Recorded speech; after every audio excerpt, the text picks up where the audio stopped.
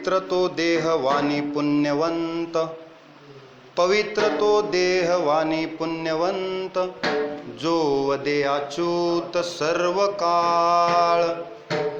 तयाच्या चिंतने तरतील दोषी, जळतील राशी पातकांच्या. देव इच्छे रज चरणीची माती, धावत चालती मागे मागे. काय त्या उरले वेगळे अनेक, वैकुंठ नायक जया कंठी. तयाच्या चिंतने तरतील दोषी, जळतील राशी पातकांच्या. तुका म्हणे देव भक्तांचा संगम, तुका म्हणे देव भक्तांचा संगम, तेथे ओघनाम त्रिवेणीचा. तयाच्या चिंतने तरतील दोषी, जळतील राशी पातकांच्या. विठ्ठला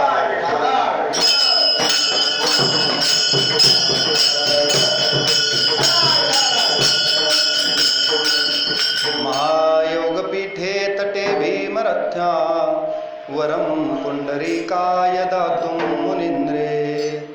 समागत्य तिष्ठन्तमानन्दकन्दं, परब्रह्मलिङ्गं भजे पाण्डुरङ्गं. पाण्डुरङ्गा करु प्रथम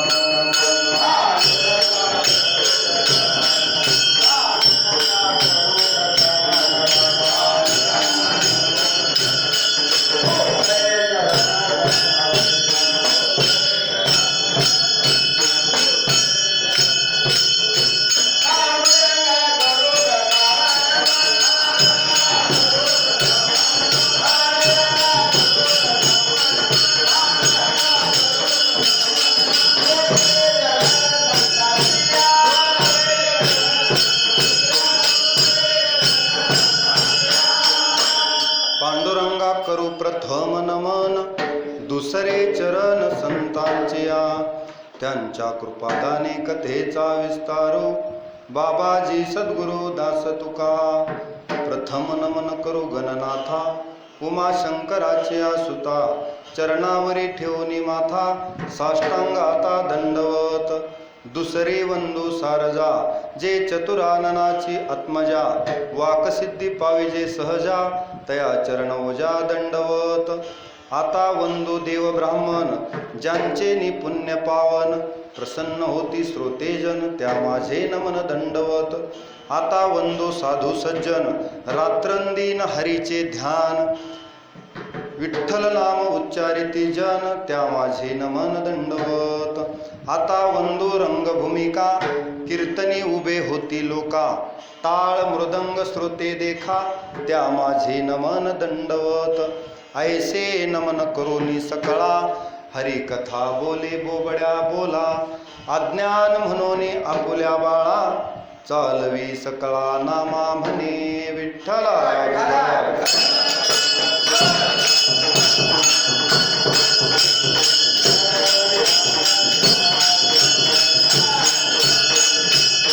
नागेंद्रहाराय त्रिलोचनाय, भस्मांगरागाय महेश्वराय.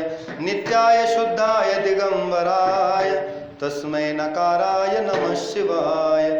लोकाभिरामं रणरंगधीरं, राजीवनेत्रं रघुवंशनाथं.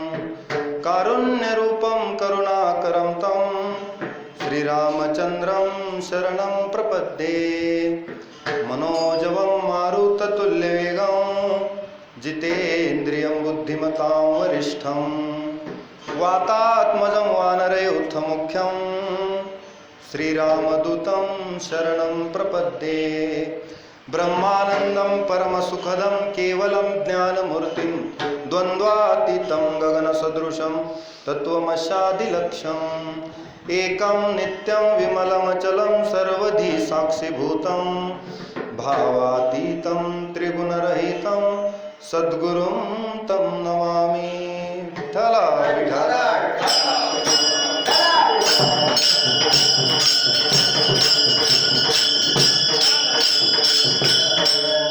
पवित्र पवित्र तो देह वाणी पुण्यवंत, पवित्र तो देह वाणी पुण्यवंत, जो वदे अच्युत सर्व काळ, तयाच्या चिंतने तरतील दोषी, जळतील राशी पातकांच्या. प्रस्तुत प्राप्त प्रसंगी मौजे आवलगाव, तालुका सोनपेठ, जिल्हा परभणी या ठिकाणी हरिदिनी म्हणजे एकादशीच्या दिवशी आयोजित केलेली ही कीर्तनरूपी सेवा. आणि या सेवेसाठी निवडलेला अभंग महान भगवत भक्त वैराग्यमूर्ती संत श्रेष्ठ देहू निवासी श्री संत तुकोबराय यांचा 5 चरणांचा हा अभंग आहे. नामाचं महत्व आणि नामधारकाचा अधिकार प्रतिपादित करणारा अभंग आहे. विठ्ठला विठ्ठला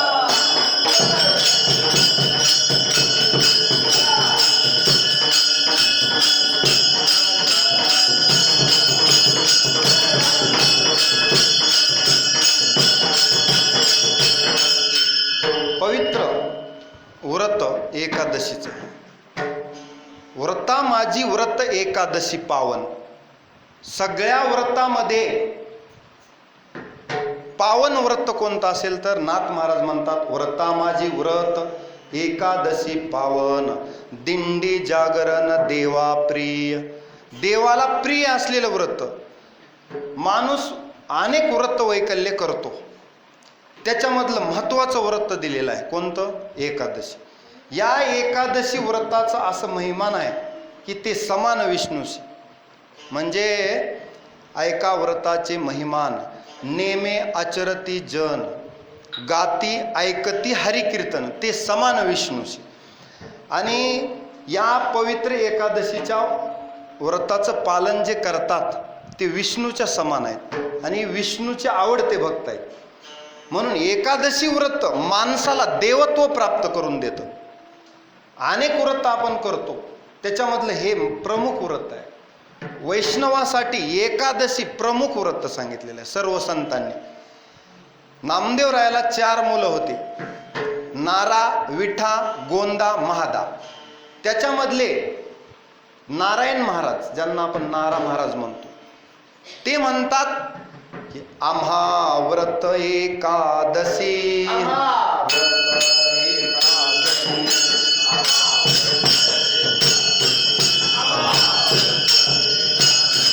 देव केशव तीर्थ तुळसी, देव केशव तीर्थ तुळसी.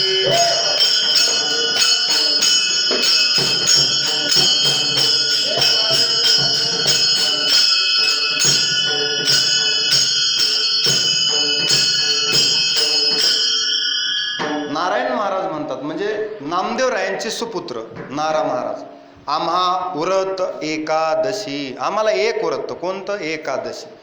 देव केशव तीर्थ तुळसी, अनेक नेनोबा साधन, दुसरं साधन आम्हाला माहीत नाही. आमचा विषय हरिकीर्तन, फक्त हरिकीर्तन हाच आमचा विषय. विषय तो त्यांचा, आमचा विषयच हरिकीर्तन. अनेक नेनोबा साधन, दुसरा आम्हाला साधन माहीत नाही. म्हणे नामयाचा नारा, आणि ऐशी आमुची परंपरा. अशी आमची परंपरा आहे. कुणाची? वैष्णवांची. वैष्णव म्हटला की तो एकादशी व्रत करत असतो. त्या व्रतामुळं माणूस देव होतो, देवत्व प्राप्त होतं. रुक्मांगद राजानं एकादशीचं व्रत करून स्वतः देवत्व प्राप्त केलं, पत्नीनं देवत्व प्राप्त केलं, मुलगा धर्मांगदही देव झाला आणि संपूर्ण नगरी उद्धरून नेली.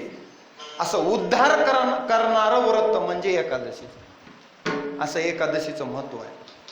म्हणून प्रत्येक माणसाला उद्धरून जाण्यासाठी संतांनी हे व्रत दिलेलं आहे.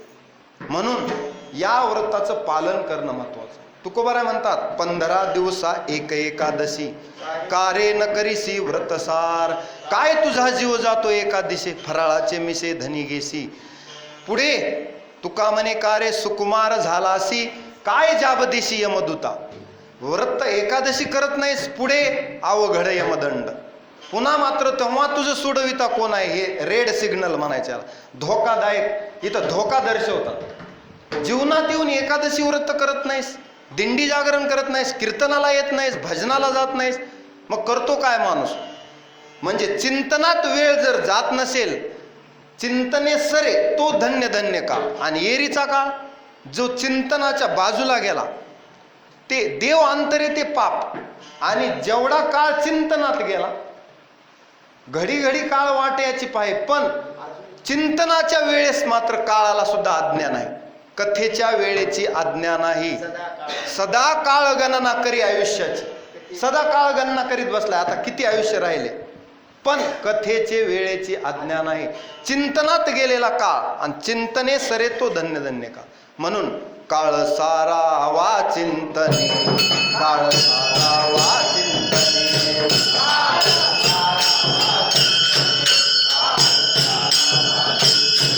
एकांतवासी गंगा धारी, एकांतवासी गंगा धारी,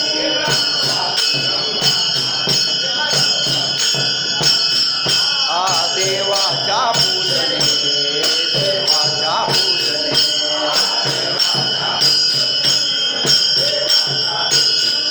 प्रदक्षिणा तुळशीच्या, प्रदक्षिणा तुळशीच्या, युक्त आहार विहार, युक्त आहार विहार, युक्त आहार विहार, युक्त आहार विहार.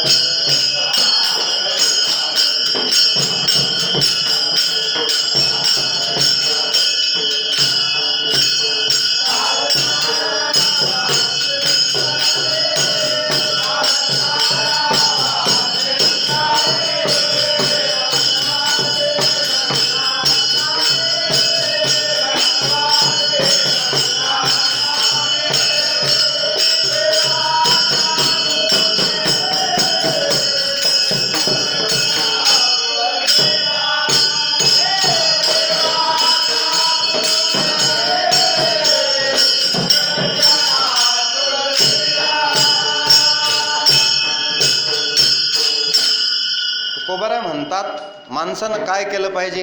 काळ सारावा चिंतने. आपण म्हणतो टाइम पास करून बसतो कुचर वाट्यावर गप्पा मारत, पण तुकोबाराय म्हणतात व्यर्थ वेळ घालू नका, रिकामा अर्ध घडी राहू नको. ज्ञानोबाराय म्हणतात अर्ध घडी सुद्धा वाया घालू नको. तुकोबाराय म्हणतात असा तर माझा किती काळ वाया गेला, काय जन्मा येऊनिया केली म्या जोडी, हाची घडोघडी चित्ता येतो आठव, किती येथे अवघे वाया गेले दिसती सायास. माझे सायास वाया गेले का काय? तुका म्हणे नास दिसे झाल्या वेचाचा. झालेलं आयुष्य तर फुकट गेलं असं वाटतं मला, कारण नामचिंतनाशिवाय गेलेलं आयुष्य म्हणजे फुकटच गेलं ना. म्हणून चिंतनात काळ गेला पाहिजे. आपण शेतात काम करत असताना आपलं चिंतन चालू पाहिजे. चिंतनाला काळ वेळ नाम उच्चारिता नाही, दोन्ही पक्ष पाही उद्धरती. त्याला काळ वेळ लागत नाही. तुम्ही बसमध्ये जरी बसलेले असतात तरी रामकृष्ण हरी म्हणू शकतात. बरं, धरोनी श्री हरी जपे सदा. तुम्हाला प्रकट नको म्हणा वाटत असेल तर ज्ञानदेवा मौन जपमाळ अंतरी. आपलं जपमाळ अंतरात चालूच पाहिजे. कोणतंही काम करा, भगवंताचं नामचिंतन तुम्हाला चालू ठेवता येते. बघा, तुम्ही शेतातलं काम करा, कुठलंही काम करा, चिंतन करत करत काम. सोपा मार्ग संतांनी दिलाय. सोपे वर्म आमा सांगितले. सोपं वर्म आहे ना. चिंतनी अंतर न पडे. चिंतनात अंतर पडू द्यायचं नाही. म्हणून मनुष्य जन्मात जेवढं जास्त चिंतन होईल तेवढे पुण्याचे ढीग तयार होत असतात. तिळ तिळ पुण्य साचा पडे, ते हे बहुता जन्मी जोडे, नाम तुझे वाचेशी आतुडे, समागम घडे संतांचा. मग पुण्य असल्यावरच पुन्हा नाम येतं, आणि नाम केल्यानंतर, नाम स्मरण केल्यानंतरच पुण्याच्या राशी तयार होत असतात. हरी उच्चारणी अनंत पाप राशी जातील लया शिक्षण मात्रे. पापाच्या राशी कमी होतात आणि पुण्याच्या राशी वाढतात. म्हणून पुण्य वाढतं, पुण्य वाढतं. भक्तिपंत बहु सोपा, पुण्य नागवे या पापा. पुढे येणे जाणे खेपा, येण्याची एके खुंटती. म्हणून नामानच येणं जाणं सुद्धा, येरझार सुद्धा संपत्ती. एवढं सोपं साधन आहे नाम. नाम संकीर्तन साधन पै सोपे. सोपं आहे, पण तुकोबाराय म्हणतात शहाणा तो धनी घेतो असं. तुका म्हणे सोपे आहे सर्वाहुनी, पण सांगितलंय तिथं, परंतु म्हणलं की थोडस शहाणा तो धनी घेत असं. एखादाच नामधारक असतो. एवढं सोपं नाम असून सुद्धा जिथं की तेथे येथे काही कष्ट न लागती. काही लागतात का कष्ट, परंतु तरी सुद्धा ज्ञानोबाराही म्हणतात ना, ज्ञानदेव म्हणे नाम हे सुलभ,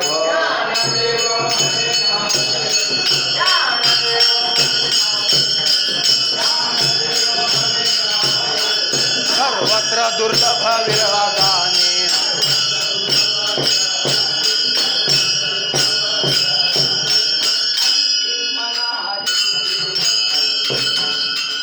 ज्ञानदेव म्हणे नाम हे सुलभ, सुलभ म्हणजे सोपं, पण सर्वत्र दुर्लभ विरळा जाणे. एखादाच विरळा भक्ती निवडतो, निवडितो बळी विरळा शूर. कोणी भक्ती निवडीत नाही, भक्ती तो कठीण सुळावरील पोळी, पण निवडितो बळी विरळा शूर. तसं सर्वत्र दुर्लभ विरळा जाणे म्हणजे एखादा मनुष्यानाम सहस्रेषु कश्चिद यतति सिद्ध हे यततामपि सिद्धानाम कश्चिन्माम वेत्ती तत्वता. एखादा भगवंताला तत्वतः जाणतो. जसं महुरा ऐशी फळे, जसं आंब्याला मोहर येतो, पण जेवढा मोहर आला तेवढे आंबे लागतात का? अर्धा तर मोहर गळून जातो, थोडे फार लागतात. त्याच्यातले पुन्हा पक्व दशेला किती येतात? फार थोडे येतात. ते सुद्धा पुन्हा वादळ वाऱ्यापासून किती वाचतात, आणि घरी आणून आपण आडीमध्ये ठेवले पिकविण्यासाठी, त्याच्यातही काही नासून जातात. आणि शेवटपर्यंत जो पक्व झाला आणि खाण्याच्या कामाला आला, त्याला म्हणायचं विरळा पावे, विरळा पावे अवघड गोवे शेवटीचे. असा एखादाच, तसा नामधारक एखादाच असतो, तसा नामधारक पाहिजे. म्हणून संतांना अपेक्षित नामस्मरण आपल्याकडून झालं पाहिजे. पण आपण असे संतांनी जेवढं सोपं सांगितलं तेवढं आपल्याला नको वाटतं. त्याचं काय कारण आहे हे मात्र कळत नाही. विठ्ठला विठ्ठला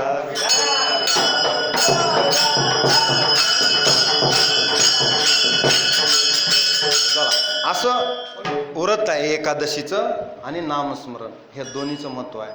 एकादशी व्रत सोमवार न करीत. आता एखादा करीत नसेल, एखादा म्हणेल मी करीत नाही, तुकोबाराय म्हणले कोण त्यांची गती होईल नेनो, मला मात्र पुन्हा त्याची गती विचारू नका. जसं एखादा सुपरफास्ट एक्सप्रेस गाडी चालवू लागला आणि त्याच्यात पुन्हा त्यानं मध्ये टाकलेली असत, तर बघणारे लोक म्हणतात पुढे जाऊन याचं काय होईल ते सांगता येत नाही. कशामुळं?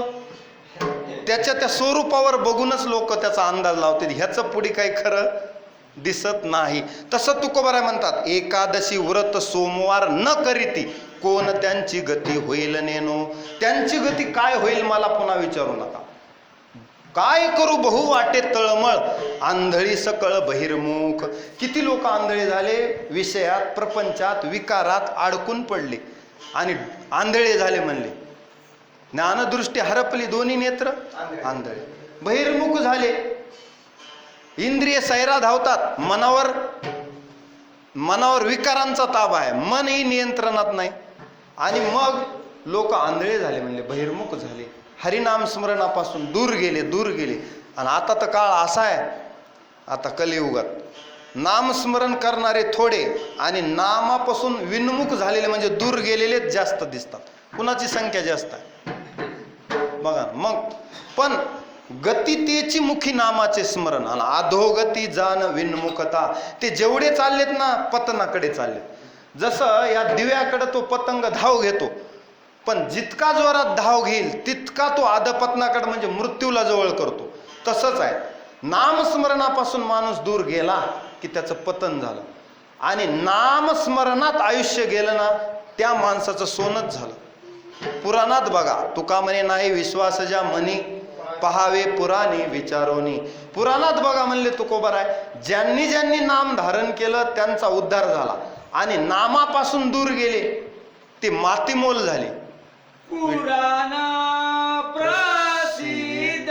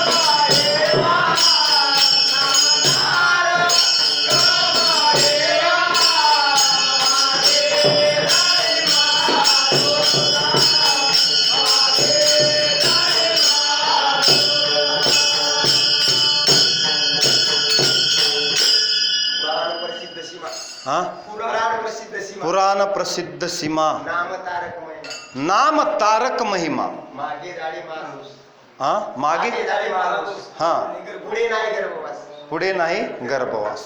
म्हणजे एवढं नामाचं महत्व आहे, एवढं नामाचं महत्व आहे.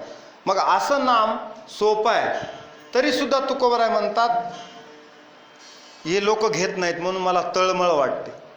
काय करू बहु वाटे तळमळ, असं मला वाटतं. मग हे का करत नसतील? कारण येतो हिताचा कळवळा, त्यांना कळवळा येतो. बुडता हे जन न देखवे डोळा, येतो कळवळा मनोवनी. त्यांना कळवळा येतो आपला हिताचा.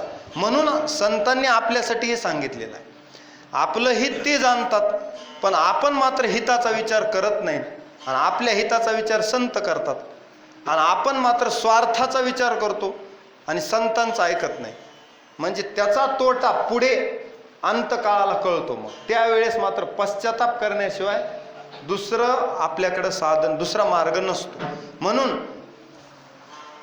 म्हातारपणी पश्चाताप होऊ नये असं वाटत असेल तर जोपर्यंत जवळ हे सकळ सिद्ध आहे, हात चालावया पाय, तव तू आपुले सोहित पाहे, तीर्थयात्रा जाय चुकू नको, तोपर्यंतच जववरी देह तववरी साधन, करोनिया ज्ञान सिद्ध करा, तोपर्यंतच. म्हणून तातडीनं परमार्थ करावी, तातडी परमार्थाची. इथं विलंब नाही.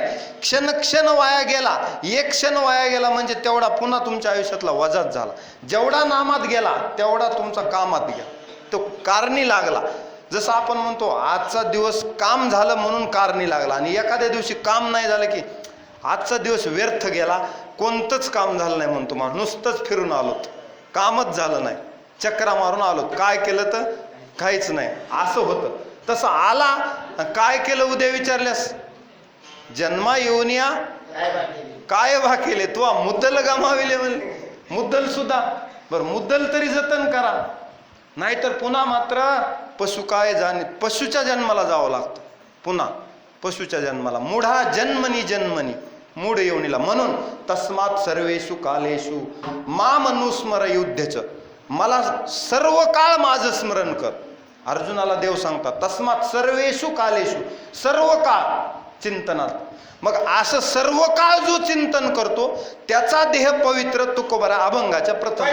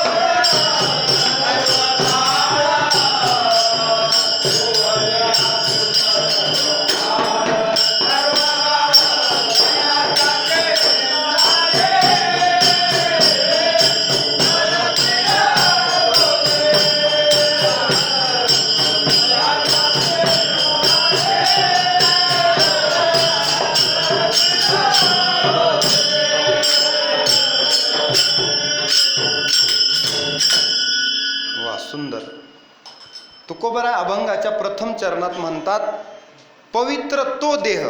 कोणता देह पवित्र? जो वदे अच्युत सर्व काळ. पवित्र ती वाणी. कोणती वाणी पवित्र? जो वदे अच्युत सर्व काळ.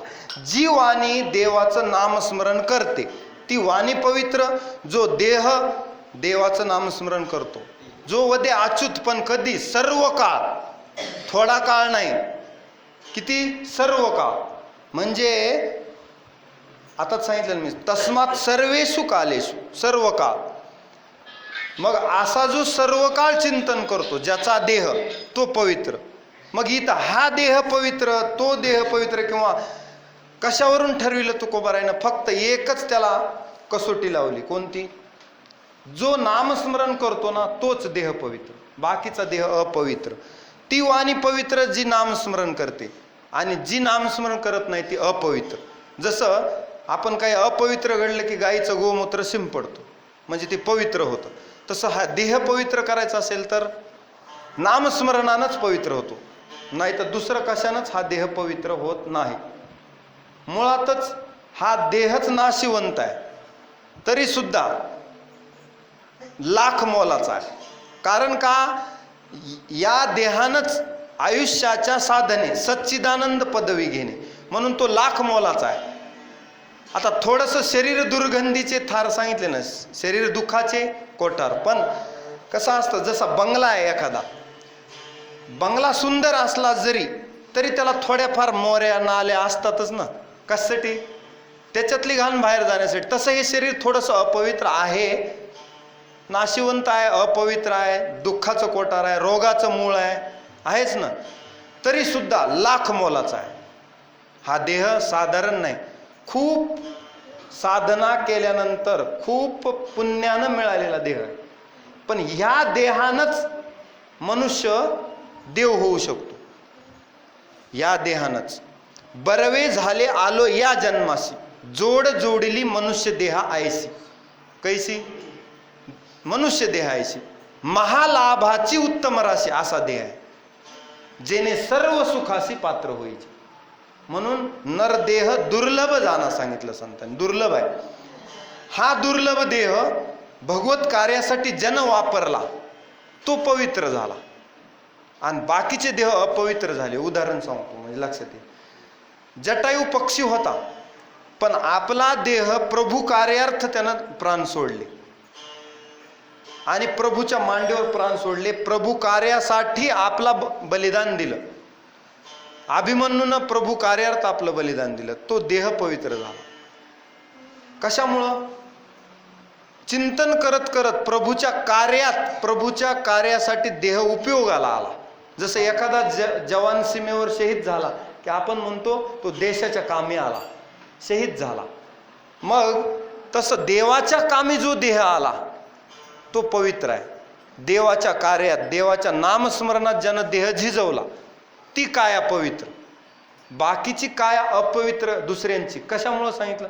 मग पशुवादिक योनी जरी असल्या तरी नामस्मरणानं त्या पवित्र झाल्या. विठ्ठल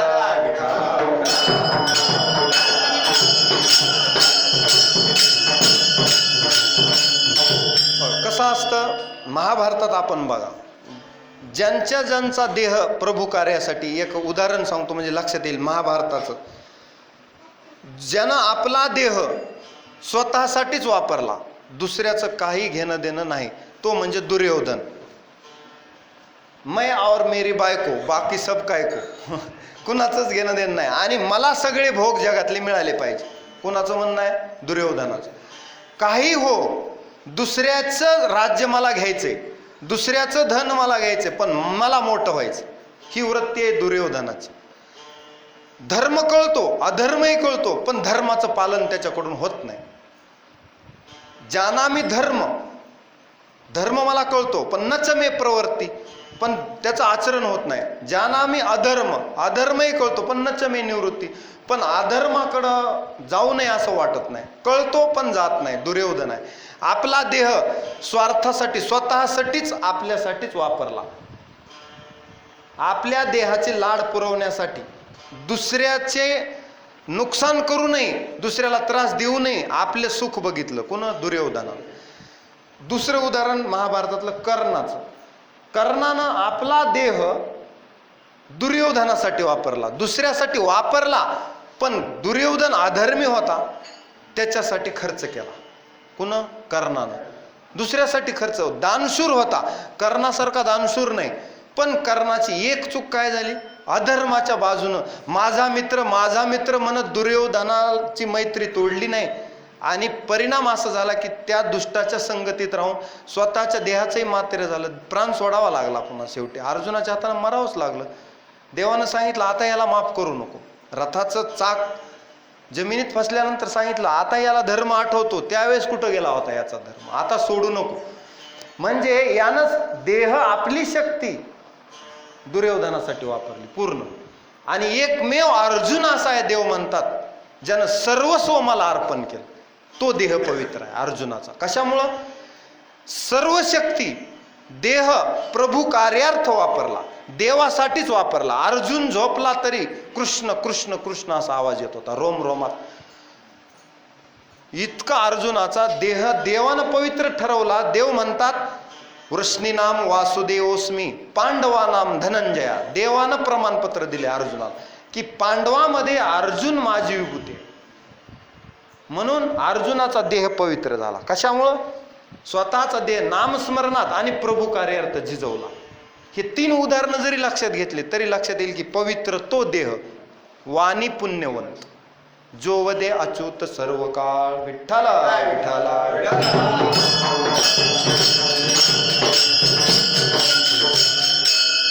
पांडवावर किती संकट आले तरी त्यांच्या वाणीनं नामस्मरण चुकलं नाही. पहाते पांडव अखंड वनवासी परित्या देवासी आठविती. किती संकट आले हो भीमाला, या पांडवांना त्रास देण्यासाठी दुष्टबुद्धीनं, दुर्योधनानं, शकुनी मामानं, धृतराष्ट्रानं कितीतरी प्लॅन केले, कितीतरी त्यांना कशात तरी अडकावं.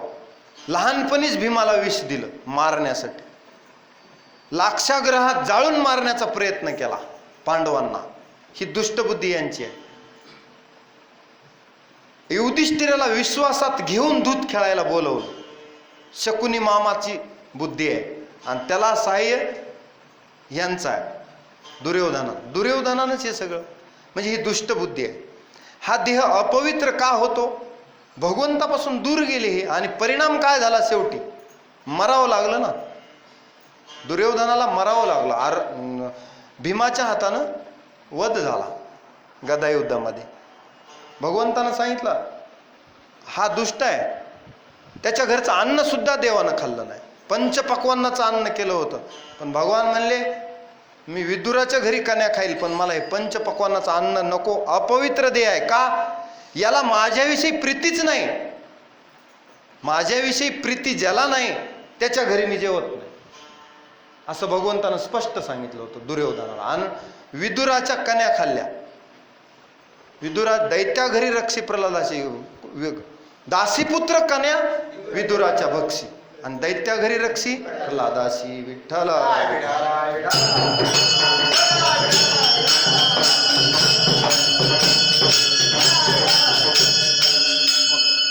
अशा महाभारतामध्ये ज्यांनी ज्यांनी देवाच्या कार्यात काया झिजवली, नामचिंतनात, प्रभूच्या कार्यात, ती काया पवित्र झाली, तो देह पवित्र होत असतो. म्हणून आपला देह जर पवित्र करायचा असेल तर तुकोबाराय म्हणतात जो वदे अच्युत सर्व काळ, सर्व काळ नामस्मरण करा, सर्व काळ. आणि वाणी पुण्यवंत कशी करायची?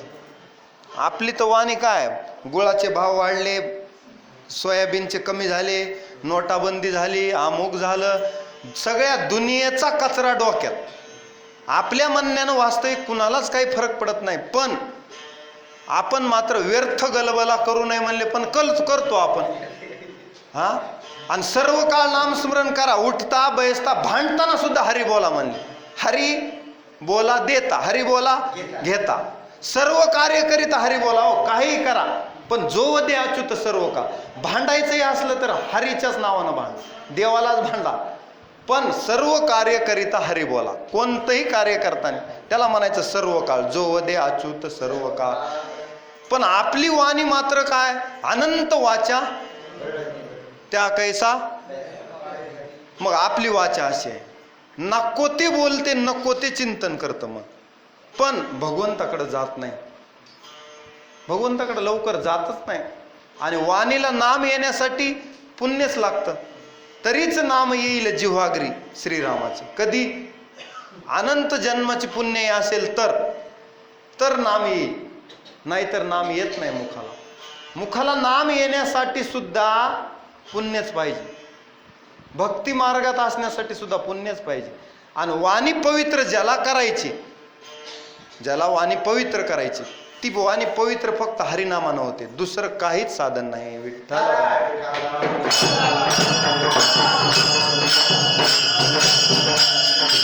आपली वाणी विटाळून गेली, काय नको ते बोलते. तोंड आपलं, मी तर म्हणतो जो देवाचं नामस्मरण करतो ना त्याला म्हणायचं ह्याला तोंड आहे, आणि जो देवाचं नामस्मरण करत नाही त्याला थोबाड म्हणायला हरकत नाही. विठ्ठला विठ्ठला.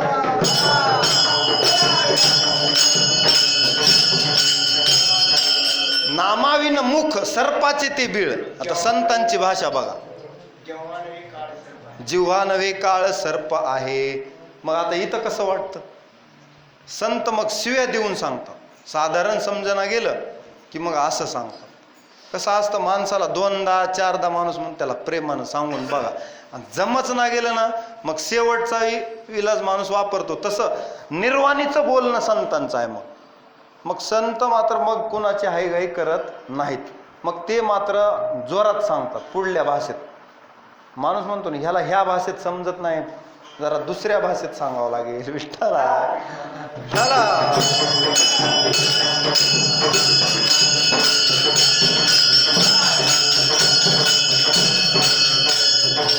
वाणी पवित्र करायची असेल तर मुखानं नामस्मरण सतत करीत राहायचं. सतत सतत कीर्तयन्तो माम यतन्तश्च दृढव्रता नमस्यन्तश्च माम भक्त्या नित्ययुक्ता उपासते. सतत तेषां सतत युक्तानां भजतां प्रीतिपूर्वकम. सतत भगवंताचं नामस्मरण केलं, सतत जर केलं तर आपला योगक्षेमही देव चालवत असतो. योगक्षेमम वाम्यम, देवाचं वचन आहे. जो नित्य जोडलेला आहे त्याला म्हणायचं योगी. जो देवाशी नित्य जोडलेला आहे ना तोच योगी आहे. आणि तसा योगी तू हो. अर्जुन म्हणतात, देव म्हणतात ना अर्जुनाला, तस्मात योगी भव अर्जुन. तू योगी हो म्हणजे नित्य माझ्याशी, तेषां नित्याभियुक्तानां, माझ्याशी नित्य जोडलेला राहा. मग मात्र तुला कशाचीच चिंता करायची गरज नाही. तुका म्हणे घालू तयावरी भार, वाहू हा संसार देवा पायी. त्याच्यावर भार, सर्व धर्मान परित्यज्य मामेकम शरणं व्रज. त्याला शरण गेलं की मग अहम त्वाम सर्व पापेभ्यो मोक्षयिष्यामि मा शुचा. मग वाणी पवित्र होण्यासाठी त्याचंच नाम घ्यावं लागेल. त्याच्या नामस्मरणानं वाणी पवित्र होते. जी वाणी अपवित्र होती ती सुद्धा पवित्र झाली. असे उदाहरणं पुराणात आहेत. ज्यांची वाणी अपवित्र होती ती वाणी सुद्धा पवित्र झाली भगवंताच्या नामस्मरणानं. विठ्ठला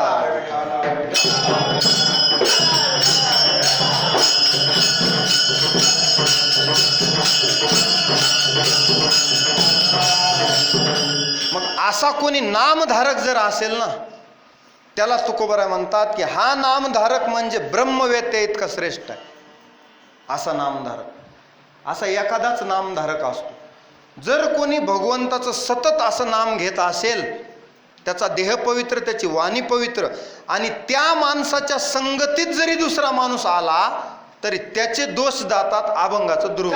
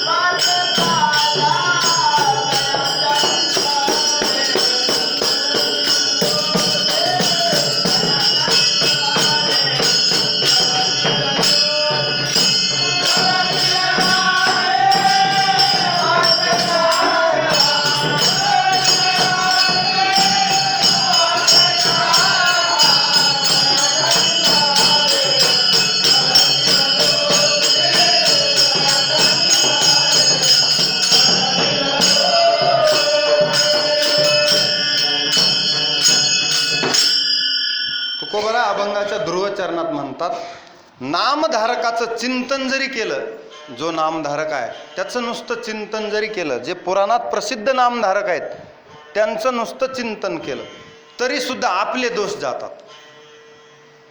आता हे थोडंसं जास्त वाटतं, कारण का अनेक ठिकाणी संतांनी सांगितलं की भगवंताचं नाम घेतल्यावर दोष जातात, पण इथं नामधारकाचं चिंतन केल्यावर दोष जातात. दोन्ही इथं अर्थ आहे. भगवंताचं चिंतन केल्यास तर दोष जातात. आजामेळ भिल्ली तारिली कुंटिनी, प्रत्यक्ष पुराणी वंदे केली. देवानं त्यांना वंदे केलं ना, निंदितेही त्याने वंदे केले. मग त्यांच्या चिंतनानं आपले दोष जातात. मग हे कसं? तर संत आणि नामधारक यांचं नुसतं नाव जरी घेतलं तरी आपले दोष जातात. संत संगतीचे काय सांगू,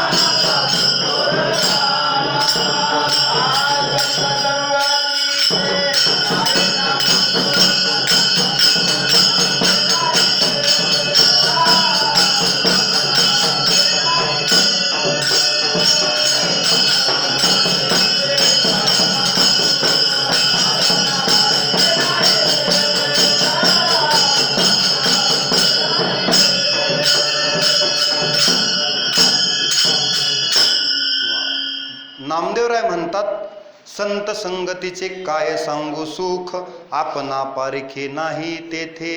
साधू थोर जाना, साधू थोर जाना, साधू थोर जाना कलियुगी. संत संगतीत आल्यावर, नामधारकाच्या संगतीत नामधारकाचं चिंतन केल्यावर दोष जातात. अर्धक्षण घडता संतांची संगती, तेने होय शांती महत पापा. दोष जातात, पाप जातं. मग अशा संतांचं चिंतन केल्यावर दोष जातात. तयाच्या चिंतने तरतील दोषी. दोषी लोक सुद्धा तरुण जातील, दोषी लोक सुद्धा तरुण जातील आणि जळतील राशी पातकांच्या. तयाच्या चिंतने तरतील दोषी, दोषी लोक सुद्धा तरुण जातील. आणि किती जरी पातकांच्या राशी असल्या तरी नामानं त्या जळून जातात. हरि उच्चारणी अनंत पापराशी जातील लयाशी क्षण मात्रे. पण संतांच्या नुसत्या नामानच पाप जात. संत संगे हरे पाप, संत संगे निरसे ताप. तापही जातो, पापही. पाप ताप दैने जाय उठाउठी, झाली या भेटी हरिदासाची. दोष जातात. दोष जाण्याचंही एकमेव साधन संत संगती आहे, त्यांचं नुसतं नामस्मरण करणं. दोष जातात आणि उलट पुण्य होतं. पुण्यवंत व्हावे घेता सज्जनाची नावे.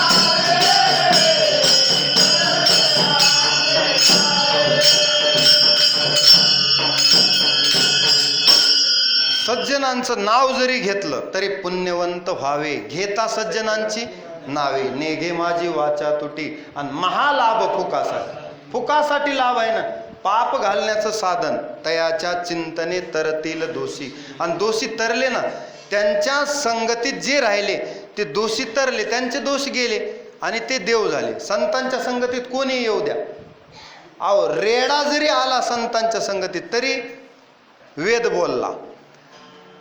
आजामेळ एवढा पापी होता, त्याच्या पापाच्या राशी तयार झाल्या होत्या. आजामेळ पाप राशी. पण एकदा संत त्याच्या घरी आले आणि त्यांनी सांगितलं की तुझ्या शेवटच्या मुलाचं नाव नारायण ठेव. एवढंच सांगितलं. तेवढीच थोडा वेळ भेट झाली होती संतांची. तयाच्या चिंतनेत तरतील दोषी. तर त्या आजामेळाचे पाप जळतील राशी पातकांच्या. त्या संतांच्या संगतीत त्यांचं नुसतं चिंतन केल्यामुळे नारायण नाव ठेवलं आणि अंतकाळी नारायण नारायण म्हणत देह सोडला. तर मग अंतकालेचं मामेव स्मरण मुक्त्वा कलेवरम यप्रयाती मदभावम याती नास्ते तर संशय. मग तो देव स्वरूपच होतो ना, म्हणून नारायण म्हणत देह सोडला. तेवढंच पुण्य झालं. त्या निमित्तानं नारायण म्हणल्यावर यमदूतही आले आणि विष्णुदूतही आले. यमदूत म्हणू लागले हे आमचं गिरायक आहे, कारण का पापी आहे. विष्णुदूत म्हणाले शेवटच्या टायमाला आमच्या मालकाचं नाव त्याच्या मुखाला आलंय, त्याच्यामुळं यमधर्म सांगे दूता तुम्हा नाही ते सत्ता, जे ते होय हरिकथा सदा घोष नामाचा. म्हणून नका जाऊ तया गावा, हे आमचं गिराईक आहे म्हणू लागले यमदूत. तर विष्णुदूत म्हणले नका जाऊ तया गावा, नामधारकाच्या शिवा. शेवटच्या टायमाला जसं 7 दिवस नसलं तरी काल्याला हजर असल्यावर पूर्ण पुण्य लाभलंच ना त्याला, तसं शेवटच्या वेळी अंतकाळी यम वापी स्मरण भावानुसार त्याला विष्णुदूतांनी नेलं आणि मग आजामेळाचा उद्धार झाला. एवढा मोठा पापी. आता वाल्मिक ऋषी सुद्धा कमी पापी होते का? किती पाप होतं? ब्रह्महत्या राशी पातके अपार, ब्रह्महत्या राशी पातके अपार, वाल्मिक किंकर वंदे केला.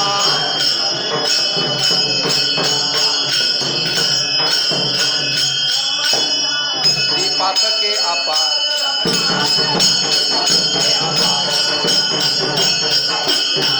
वाल्मिक किंकर वंदे केला.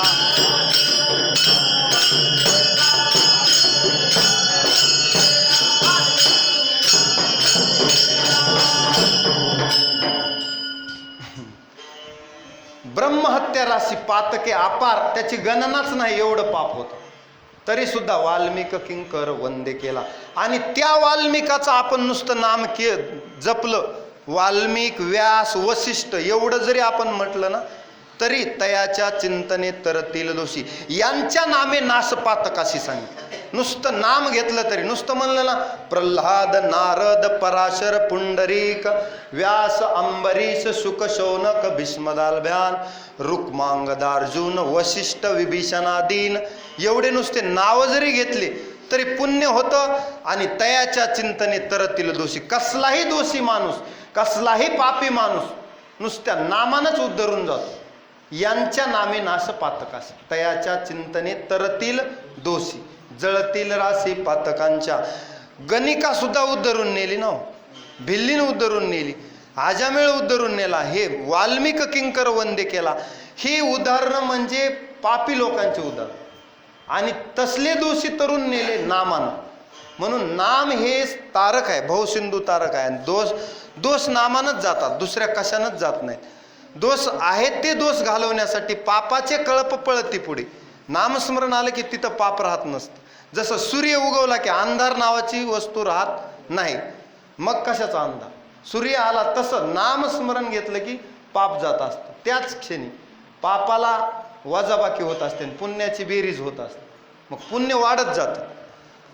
मग त्याला एवढाच पर्याय आहे, तयाच्या चिंतने तरतील दोषी, जळतील राशी पातकांच्या.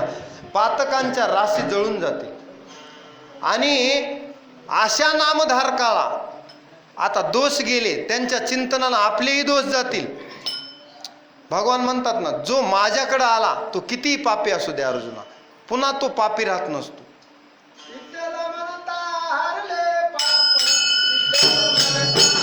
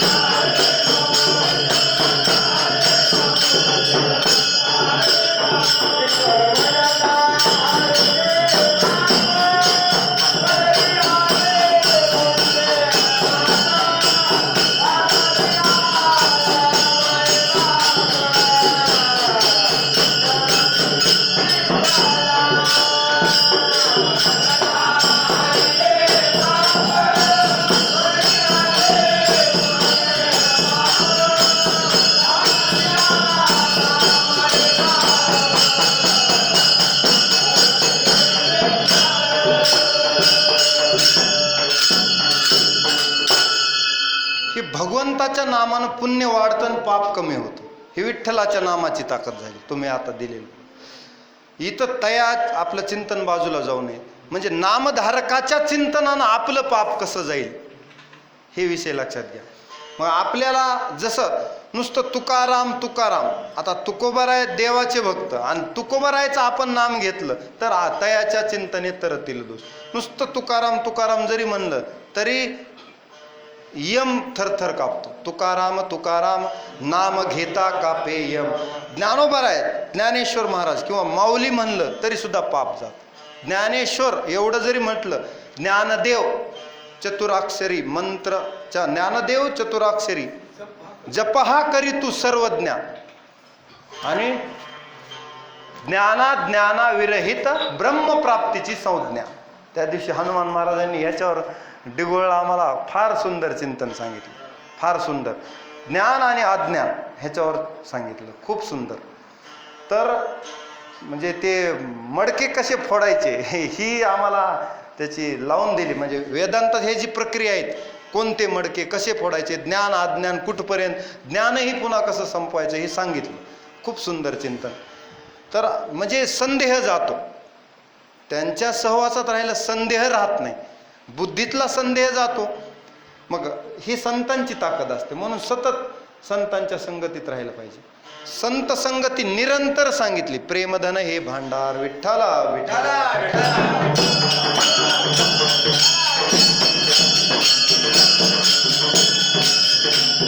काय सांगू लागलो? हा, तयाच्या चिंतने तरतील दोषी, जळतील राशी पातकांच्या.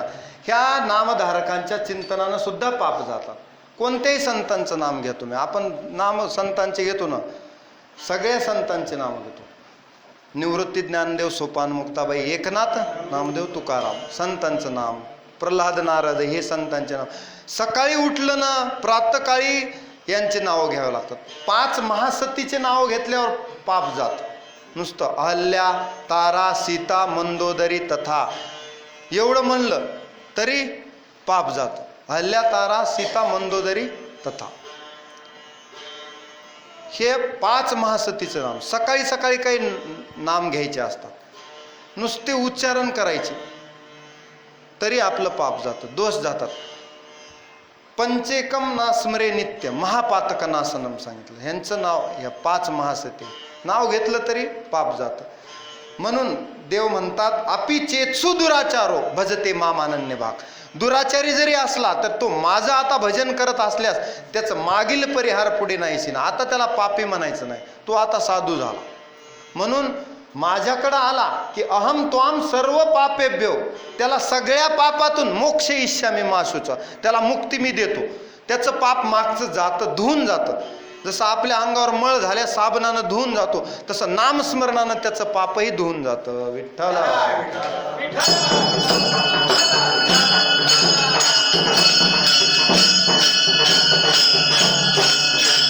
म्हणून आता आपण बसलेले सर्वजण 10:30 वाजलेत, एकदा सर्वांनी नामस्मरण करू. असं नामस्मरण करू की हातानं टाळी आणि मुखानं नाम. एवढं केलं की महादोषाची होळी होत असते. हातानं टाळी, मुखानं नाम, मुखानं नाम, हातानं टाळी, महादोषाला होळी. विठोबा रखुमाई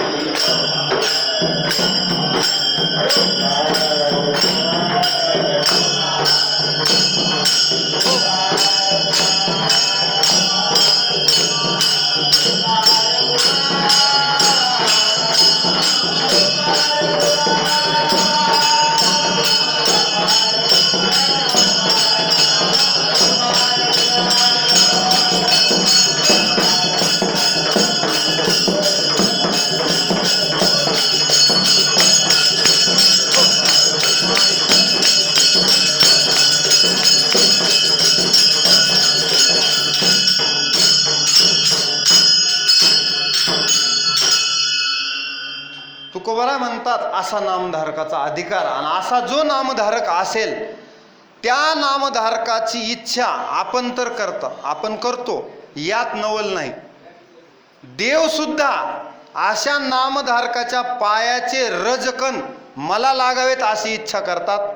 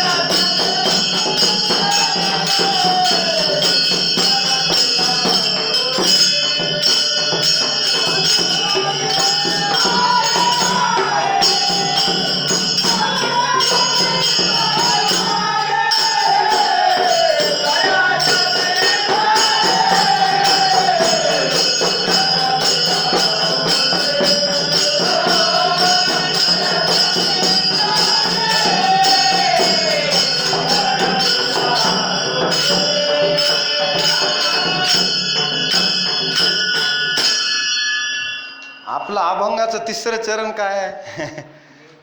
देव इच्छी रज चरणीची माती. हे घ्यायचं होतं. देव चरणीची रज वंदिशुळ पाणी, हे दुसरं प्रमाण आहे. पहिल्यांदा आपलं ते घुसलं का?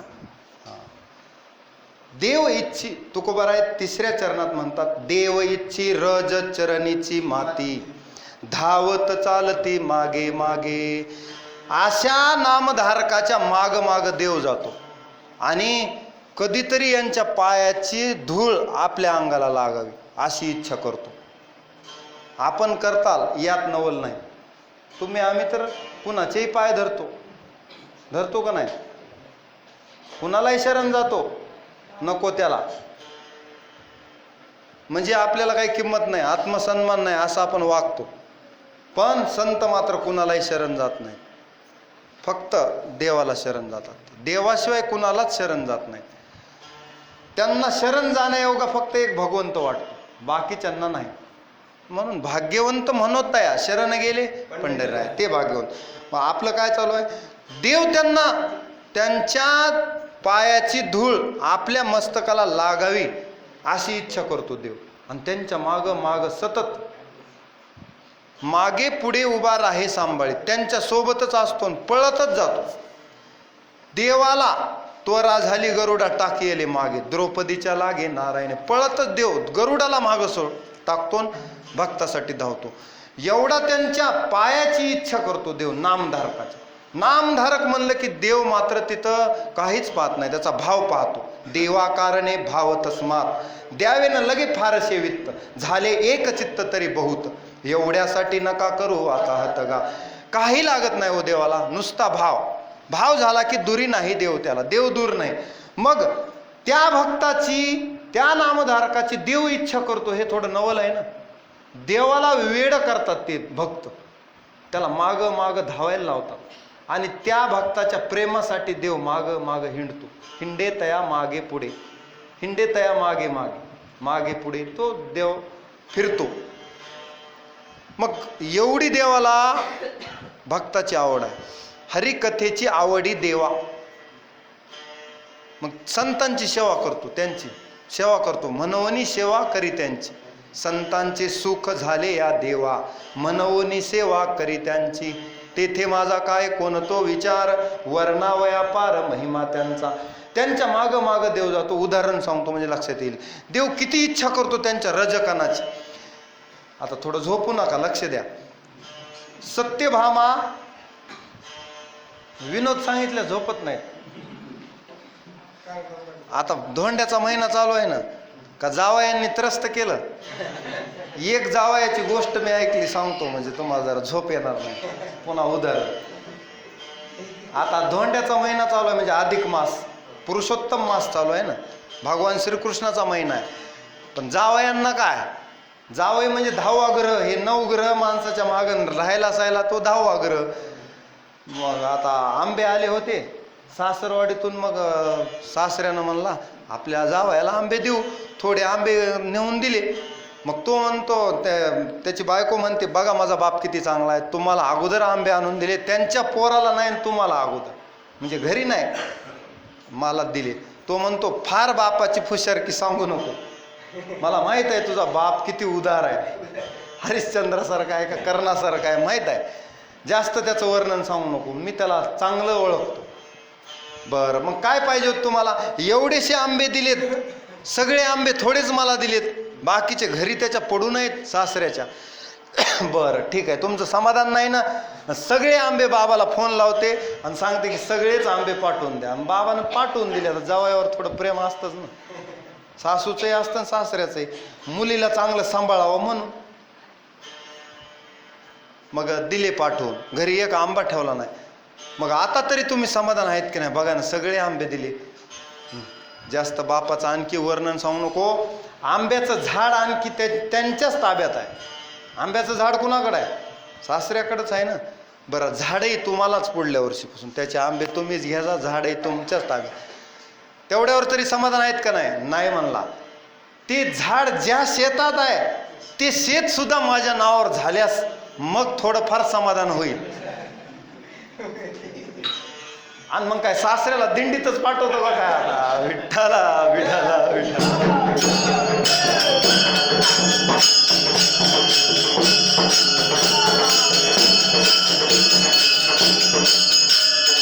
असं काम आहे आपलं. आता बघा मी उदाहरण सांगतो, तो देव इच्छी रजचरणीची माती. सत्यभामा एकदा नारदांना असं म्हणाली की नारद मुनी तुम्ही त्रैलोक्यात फिरता, मला एक गोष्ट सांगा, श्रीकृष्ण मला जन्मोजन्मी पती मिळावा, असा नवरा पुन्हा मिळणार नाही, आणि मला प्रत्येक जन्मात श्रीकृष्णच माझे पती व्हावेत. असं काय करावं लागेल मला ह्याच्यासाठी, ह्याला काही मार्ग असेल ना तुमच्याकडे, सगळे उपाय असतात, काहीतरी उपाय असेल ना. नारद म्हणाले इथं कसं आहे म्हणले, देव घेसी तेव्हा देशी ऐसा असं शिवदा. देव कुणा काहीतरी त्याला दिल्याशिवाय किंवा तुमचं काहीतरी घेतल्याशिवाय तुम्हाला पुन्हा देत नाही. मग त्याला एक आहे म्हणले पर्याय, नारद मुनी, तुला श्रीकृष्ण जास्त आवडतात ना, नेहमी नेहमी तुला वाटतं की भगवान श्रीकृष्णच मला पती मिळावेत. अशा बऱ्याच जणींच्या इच्छा असतील म्हणले, कुणाकुणाच्या देव पूर्ण करेल. तू चंद्रसेनेच्या जन्मापासून इच्छा धरली होतीस, मग आता सत्यभामा झालीस, म्हणजे राम अवतारापासून वाट बघितलीस, मग आता तुझी इच्छा पूर्ण केली. मग अशीच आता मला कसं असतं, एकदा मिळाल्यास माणसाला पुन्हा सोडावं वाटत नाही. आता श्रीकृष्णासारखा पती मिळाल्यास कसं सोडावं वाटेल. एवढा चांगला नवरा, त्रैलोक्याचा मालक, जगाचा मालक, परब्रह्म नायक पती म्हणून मिळाल्यास, जसं पार्वतीनं शंकरच पती मिळावा म्हणून कठोर तपश्चर्या केली आणि शंकराला प्राप्त केलं, तसं जन्मजन्माच्या पुण्याईनं मला मिळालं. नारदांनी सांगितलं तुला हाच पती पाहिजे, श्रीकृष्णच पाहिजेत, तर मग एक आहे, या जन्मात तुला जी आवडती वस्तू आहे त्याचं जर दान केलंस तर पुन्हा तुला ते प्राप्त होत असतं. मग तुला सगळ्यात आवडतात भगवान श्रीकृष्ण, त्यांचं दान करून टाक. आता भगवान श्रीकृष्णाला दान, बरं मुनी, नारद मुनी, मी दान करते पण दान कोण घेईल देवाला. म्हणजे कोण घेणार नाही देवाला दान, कोणी घेईल ना.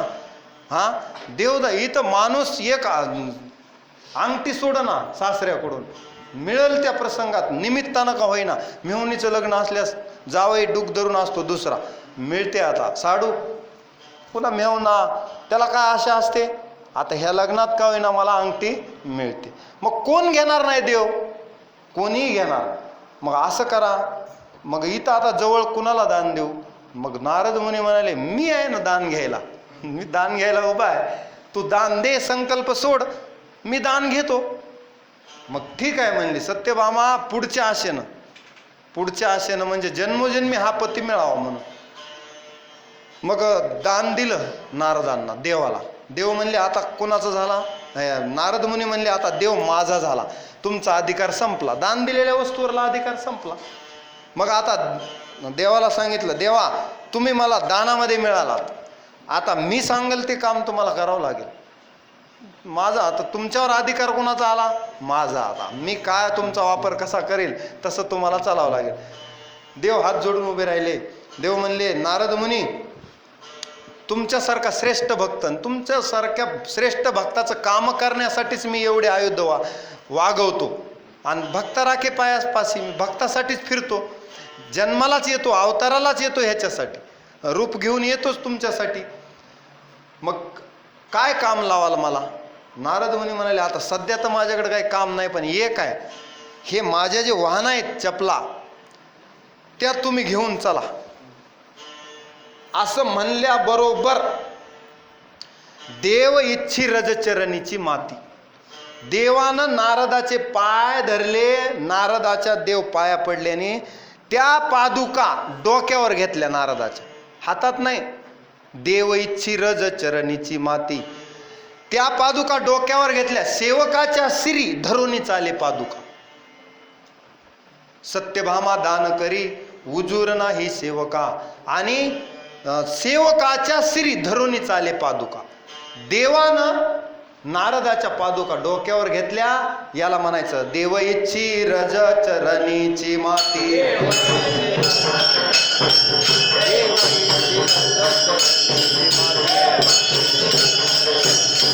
धावत चालती मागे मागे.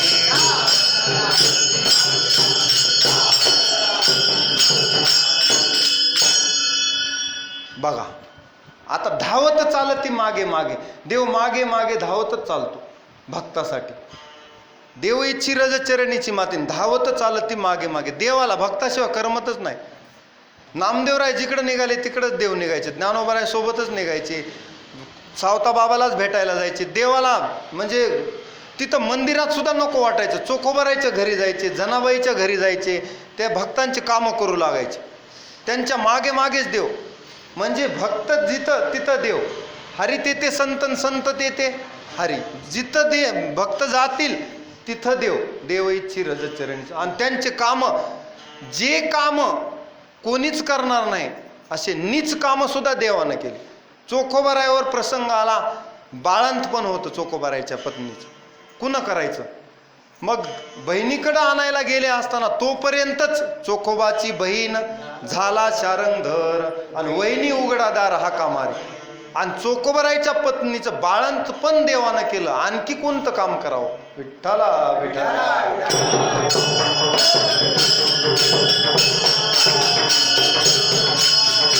एवढा नामधारकाचा अधिकार आहे, एवढा देव भक्ताचा अंकित आहे. धावत चालती मागे मागे, त्याच्या मागेच जातो.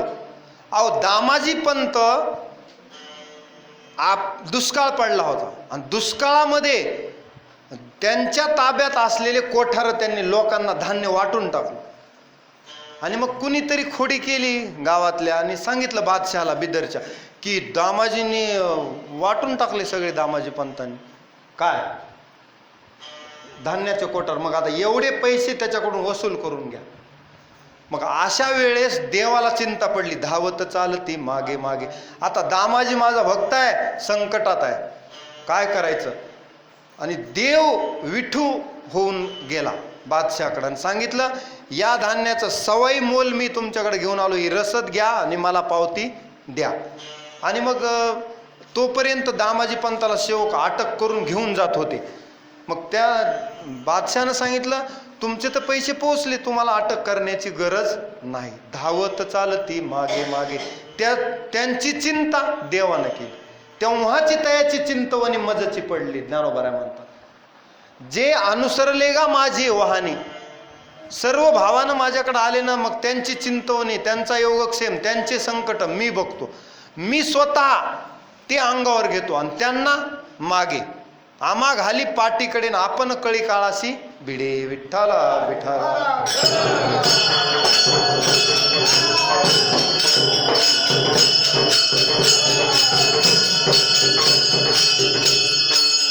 देव इच्छी रज चरणीची माती. धावत चालती मागे मागे. त्यांच्या मागेच देव जातो, मागे पुढे उभा राहे सांभाळीत. अर्जुन निघाला, झोपला जरी अर्जुन तरी देव रक्षण करायचे, देव जागत राहायचे. कारण एखाद्या वेळी कोणी पांडवांच्या इथं येईल युद्धाच्या वेळी, म्हणून देव मात्र रक्षण करायचे. रथावर असले तरी अर्जुनाचे रथवारू वागवी सर्वे सुरू. एवढे भक्तीचे उपकारो. देव सारथ्य पण केलं. देखा नवल प्रभूचे अद्भुत प्रेम भक्ताचे. जे सारथ्य पण पार्थाचे करीतो असे. पार्थाचं सारथ्य पण केलं देवाने. धावत चालती मागे मागे. देव जागाच असायचा. म्हणजे डोळ्यात तेल घालून भक्ताचं रक्षण देवानं केले. अर्जुनाला इतकं सांभाळले, हातावरल्या तळ हातावरल्या फोडाप्रमाण इतकं देवानं सांभाळ. ह्याला म्हणायचं देव चिरज चरणीची माती. धावत चालती मागे मागे. आता पुढचं चरण गात नाही, वेळ होत आलेला आहे. काय त्या उरले वेगळे अनिक. वैकुंठ नायक जया कंठी. आता मग देव भक्त एक झाले. एवढं दोघांचं जर प्रेम असेल, एवढं सख्य असेल, तर मग आता त्यांना वेगळं काय उरलं? त्या दोघात भेद उरला नाही आणि त्यांना आता जगात प्राप्त करण्यासारखं काय राहिलं? देव हाता हरी आला हाता मग कैसी वैचिंता. या जन्मात देव साध्य करायचा आहे, तो साध्य झाल्यास साध्य करायचंच राहिलं काय? काय त्या उरले वेगळे अनेक. देवभक्त एक झाल्यास काय कमी आहे आणि काय साध्य करायचं राहिलं? म्हणजे तो सोहळा अनुपम्य आहे. मग देवभक्त काय त्या उरले वेगळे अनेक. वैकुंठ नायक जया कंठी. मग ज्याच्या कंठात देव आहे ना, ज्याच्या कंठात देव आहे त्याला वेगळं काय उरलं? आता देव त्याचा झाला. कुणाचा? ज्याच्या कंठात नामस्मरण आहे. कंठी धरीन नाम अमृताची वल्ली. होईन राहिली शीतळतून. किंवा 14 भुवने जयाची ये पोटी. 14 भुवने जयाची ये पोटी. तोची आम्ही कंठी साठविला.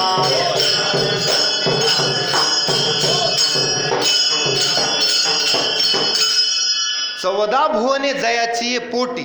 तोची आम्ही कंठी साठविला. मग काय त्या उरले वेगळे अनेक. वैकुंठ नायक जया कंठी. कंठामध्ये कंठी धरिला कृष्ण. मग अवघाजनी प्रकाश. म्हणून 14 भुवने जयाची पोटी. तोची आम्ही कंठी साठविला. त्यालाच आम्ही आमच्या कंठात साठविला. आसुरजयाने घातले तोडरी, आम्हासी तो जोडी करधोनी. मग मग आम्हाला काय कमी आहे, काय उणे तयाचे घरी, रिद्धी सिद्धी द्वारी ओळंगती. मग आम्हाला काय कमी आहे, काय त्या उरले वेगळे अनेक, वैकुंठ नायक जया कंठी. तयाच्या चिंतने तरतील दोषी, जळतील राशी पातकांच्या. असा नामधारकाचा अधिकार आहे. देव त्यांच्या जवळ राहतो, म्हणून अशा नामधारकाचं नुसतं आपण स्मरण जरी केलं तर आपले पाप जातात. देवाचं स्मरण केल्यास तर सगळ्यांचे पाप जातात. म्हणून भक्तांचंही नाव घेतलं पाहिजे.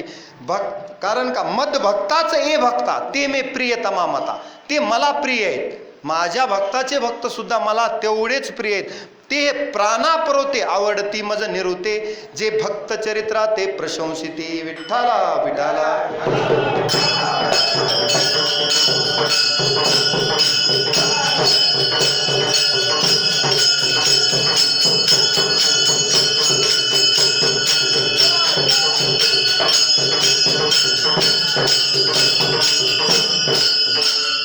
तुकोबाराय म्हणतात, मग असा देव आणि भक्ताचा एकदा संगम झाला की तिथं नामरूपी देव भक्त आणि नाम असा तिथं त्रिवेणी संगम होतो. अभंगाचं शेवटचं चरण. तुका म्हणे देव भक्ताचा संगम, ते ओघ नाम त्रिवेणी. भक्ताचा संगम.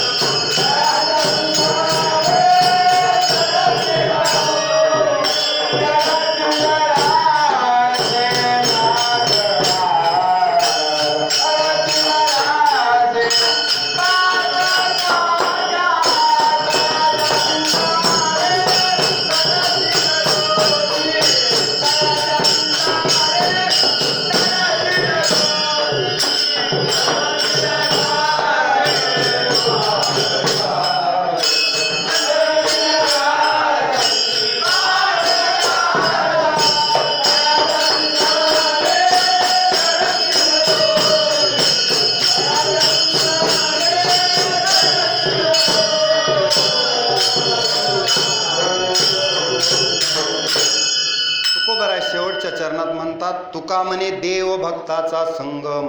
जिथं देव आणि भक्तांचा संगम होतो, तुका म्हणे देव भक्तांचा संगम, तेथे ओघ नाम त्रिवेणीचा.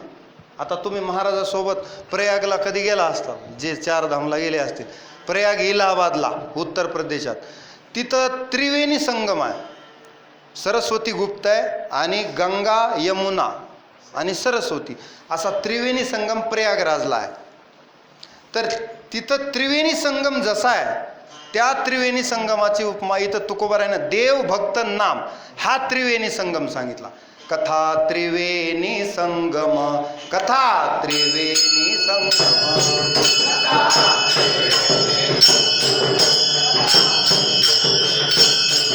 देव भक्त आणि नाम, देव भक्त आणि नाम,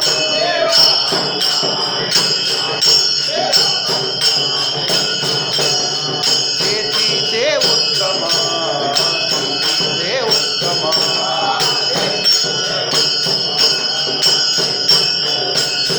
चरण रज वंदिता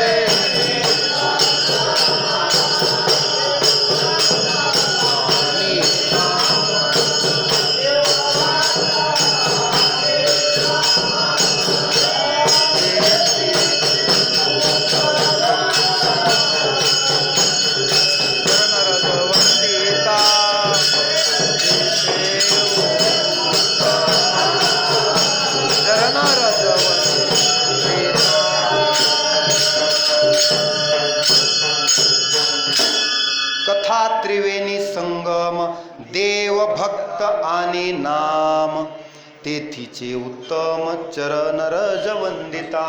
जळती दोषाचे डोंगर, शुद्ध होती नारी नर. शुद्ध होता म्हणून कथा त्रिवेणी संगम सांगितलं.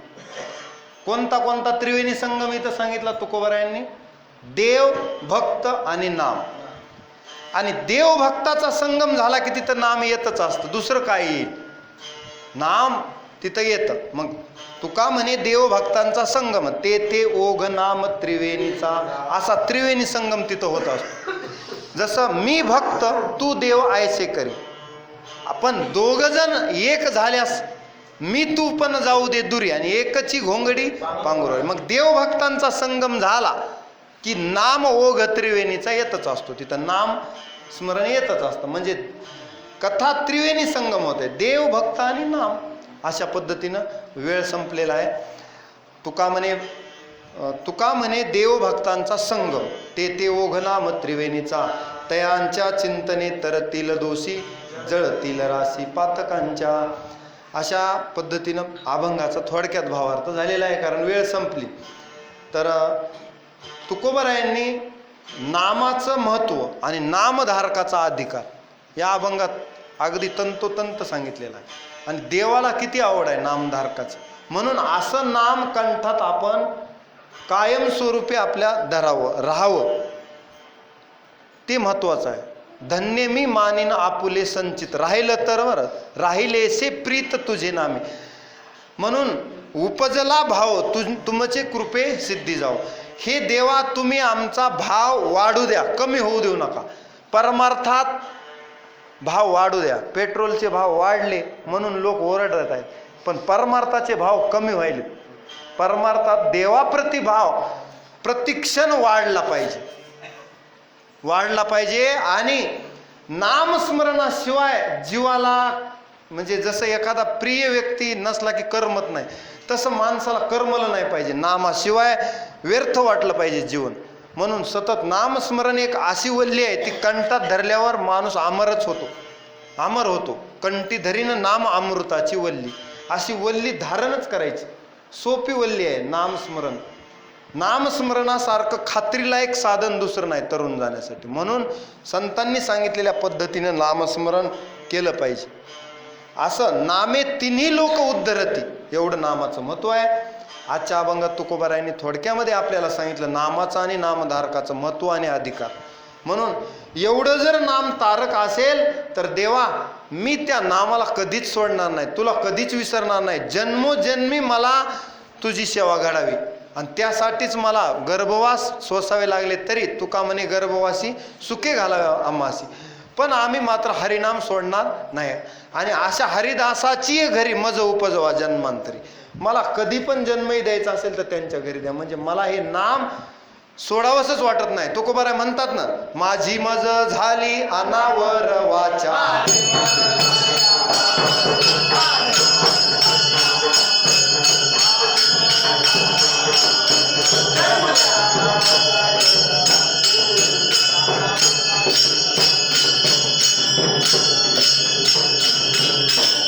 माझी मज झाली अनावर वाचा, छंद या नामाचा घेतलासे.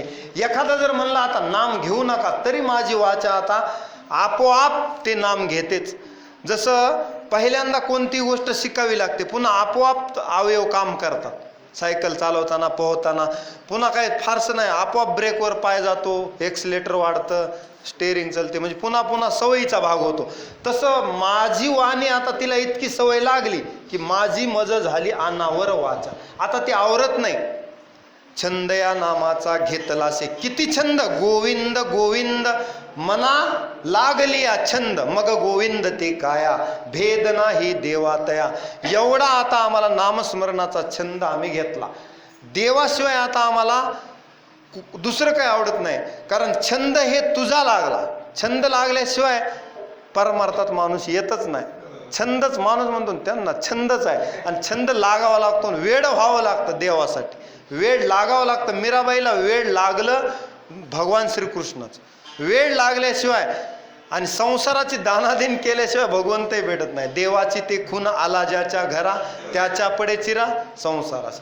तो मात्र प्रपंचात लक्ष लागू देत नाही, तिकडंच नेतो ओढून, तिकडंच नेतो ओढून. मग घरचे ओरडतात मागे, ओढायला आपले पाय ओढायला बरेच मुलं हे सगळेच असतात ना घरचे. ओढायला काय कमी आहेत का माणसं? काही जण म्हणतात एवढं नामस्मरण करून तरी कुठं काय झालं असं म्हणणारे असतात, ते पाय ओढतात. पण दृढ व्रतानं देवाचं नाम घेणं आणि सतत सुख असो दुःख असो कुठलंही द्वंद्व असो देवाचं नाम सुखात घ्यावं दुःखात घ्यावं, बोलताना घ्यावं खाताना घ्यावं. ग्रासोग्रासी नाम गोविंदाचे, जेवताना सुद्धा देवाचंच नाम, झोपताना सुद्धा नाम. नामस्मरण हे साधन असं आहे की ती माणसानं त्याची सवय लावून घ्यावी, म्हणजे ते कायम आपल्या कंठात धरावं. एवढा अभंगाचा भावार्थ सांगून या ठिकाणी थांबतो. झालेली सेवा हनुमंतरायाच्या चरणी, तुकोबाराय ज्ञानोबारायच्या चरणी समर्पित करतो. एकदा तुकोबारायचं भजन होईल, त्यानंतर ज्ञानेश्वर माऊली. तत्पूर्वी एकदा सर्व भजनी मंडळाचं मात्र आभार मानतो, कारण का 2 तास आपण उभे आहात आणि आज मला यायला थोडा उशीर झाला. मी दुसरीकडं गावाला गेलो होतो परभणीला, आणि सगळ्या माता भगिनी सगळे श्रोते 2 तास बसणं म्हणजे हे महाराजांनी तुम्हाला सवय लावली. दुसरीकडे 1 तासात जे आवडतात ते महाराज लोकांना आवडायला लागलेत आजकाल. जे लांबविलं की दुसऱ्या वेळेस नको, फारच लांबविते. आमचे गुडघे गेले उभा राहून असं लोकांच्या प्रतिक्रिया येतात. पण बोलत बोलत लांबतच, हां येटन लांबलं म्हणतात ना तसं म्हणतात लोक, अशा प्रतिक्रिया येतात. पण थोडासा तुम्हाला सवय आहे, सवय लावली ही महत्त्वाचं आहे. आणि सगळे श्रोते ऐकणार आहेत अध्यात्म, नाहीतर मग विनोदच सांगा दुसरंच सांगा. ते सांगून तरी काय, प्रपंचात रोज म्हणजे तोंड फुटेपर्यंत संसारच करायला होता आपण. ती पुन्हा इथंही तेच म्हणल्यास काय, इथंही तेच म्हणल्यास नाही ना. भक्ती ज्ञाना विरहित इतरा गोष्टी न कराव्या, प्रेम भरे वैराग्याच्या युक्तीवर राहाव्या. ही कीर्तनाची मर्यादा आहे. इथं विनोद नाही, इथं उलट माणूस आपल्या विकासासाठी तत्पर झाला पाहिजे, तयार झाला पाहिजे, आणि त्याला गांभीर्यानं आपल्या जीवनाचा त्यानं विचार केला पाहिजे. म्हणून संतांनी ही गादी दिलेली आहे. म्हणून इथं सगुणचरित्रे परमपवित्रे सादरवर नावी आणि सज्जन वृंदे मनोभावे आदि वंदावे, ते सांगावं, भक्ती सांगावी, ज्ञान सांगावं, वैराग्य सांगावं. ह्याच्यासाठी संतांनी दिलेले सुंदर साधन आहे. त्याचा उपयोग आपण जसा संतांना अपेक्षित आहे तसाच करावा. ब्रह्मीभूत काया होतसे कीर्तन, भाग्य तरी ऋणी देव आहेसा, देवावर ऋण होईल अशी सेवा करावी आणि देव ऋणी करून घ्यावा याच जन्मात. मग अशा पद्धतीनं झालेली सेवा हनुमंतरायाच्या चरणी समर्पित करतो. सगळ्या भजनी मंडळाचे धन्यवाद. सुंदर मृदंगही वाजवला, मृदंग वादकांचे धन्यवाद, विनेकऱ्यांचे धन्यवाद, आणि सर्व आलेल्या गावकरी मंडळाचे धन्यवाद. जे इथं बसून ऐकतात, बाहेर बसूनही ऐकत असतील, सगळ्यांना. कारण हरिनाम कानावर जरी पडलं तरी सुद्धा पाप जातं. ती पवित्र आहे, पावन आहे. मंगलम मंगलभ्योपी, मंगल आहे सगळ्या ह्याच्यात, आणि पवित्र आहे. पवित्रम पवित्रोभ्योपी हरेर नामेव केवलम, सत्यम सत्यम पुन्हा सत्यम म्हणतात आद्य शंकराचार्य. हरेर नामेव केवलम, केवळ हरीचं नाम सत्य आहे या जगात. मग असं हरीचं नाम जे ऐकतात, गाते श्रोते पाहते, चतुर विनोदी दुश्चिते, सोहम भावी पूर्ण ज्ञाते, या सकळाते विनवणी करा हरीचे स्मरण. सगळ्यांनी हरीचं स्मरण करावं. ज्ञानी असो अज्ञानी असो, हरीच्या नामानं सगळ्यांचा उद्धार होतो. म्हणून असं तारक नाम सगळ्यांनी कंठात धरावं. प्रभू कार्यासाठी देह झिजवावा. आणि नामधारक हा भगवंताला अपेक्षित नामधारक आपण व्हावं, आणि एका जन्मात भगवंतानं म्हणावं की हा माझा भक्त आहे, अशी सेवा व्हावी, अशी देवाकडे प्रार्थना करतो. झालेली सेवा हनुमंतरायाच्या चरणी समर्पित, तुकोबाराय ज्ञानोबारायच्या चरणी समर्पित करतो, आणि वाणीला पूर्ण राव. ज्ञानेश्वर तुकाराम